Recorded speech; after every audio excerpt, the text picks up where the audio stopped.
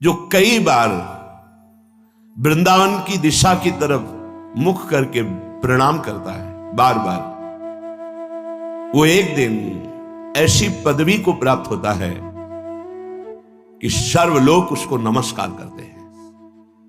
लौकिक उन्नति और पारलौकिक उन्नति दोनों की प्राप्ति के लिए श्री वृंदावन को प्रणाम करना श्रीपाद कह रहे बहुत बड़ा साधन है। आप जहां हो वृंदावन की दिशा की तरफ मुड़कर बार बार प्रणाम करो।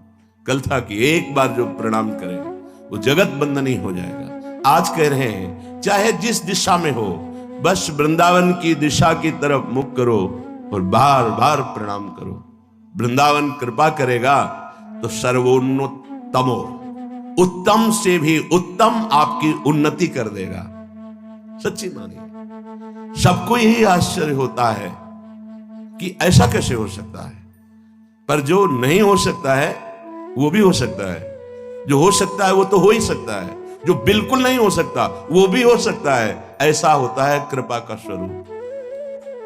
वृंदावन को प्रणाम करने का मतलब समस्त रसिकों को प्रणाम करना, बड़े बड़े परमहंस जो यहाँ खगमृग पशु पंछी के रूप में उनको प्रणाम करना, और प्रिया प्रीतम को प्रणाम करना, यमुना जी को प्रणाम करना, रजरानी को प्रणाम करना, यहाँ की समस्त भगवत स्वरूपों को प्रणाम करना।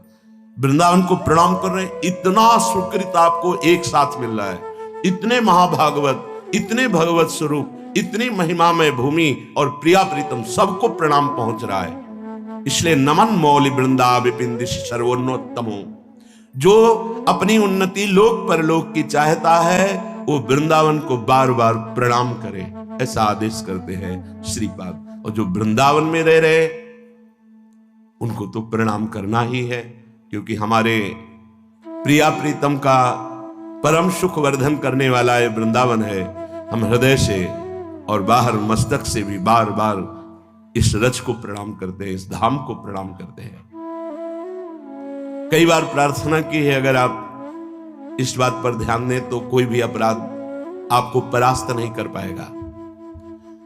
जब आप शयन करने जाएं तो शैया में चढ़ने के पहले वृंदावन को प्रणाम करें, पंचांग, फिर हाथ जोड़कर आंख मूंद कर प्रिया प्रीतम का ध्यान करते हुए हे वृंदावन धाम, हे वृंदावन धाम के व्यक्त अव्यक्त महान प्रेमी जनों, हमारे शरीर से, मन से, वचन से, जान में या अनजान में कोई अपराध बन गया हो तो मुझे क्षमा करना।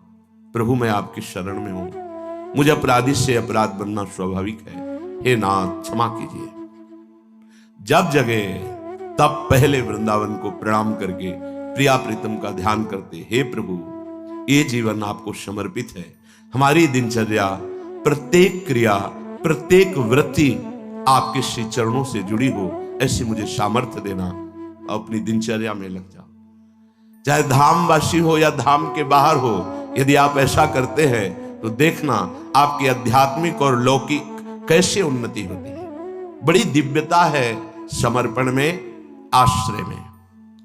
मनाक प्रीतो वृंदावन भूमि समस्तः प्रियतमः।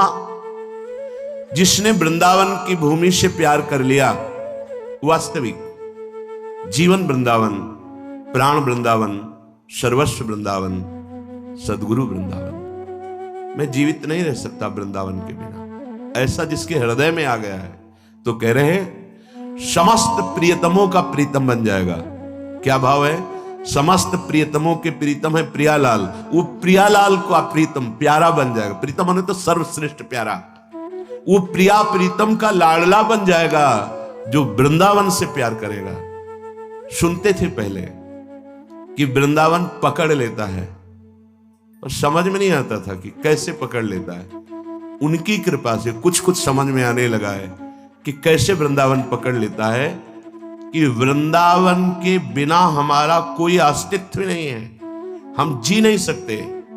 वृंदावन ही हमारा जीवन है, वृंदावन के बिना हमारे जीवन का कोई अस्तित्व नहीं है। ऐसे पकड़ लिया, सोच नहीं, जैसे हम बिना श्वास के नहीं जी सकते, हम जैसे बिना जल अन्न आदि के बहुत दिनों तक प्राण धारण नहीं कर सकते, ऐसे वृंदावन के बिना हम जी नहीं सकते। जैसे श्वास थोड़ा समय कितने सेकंड रोक पाओगे, इसके बाद प्राण निकल जाएंगे।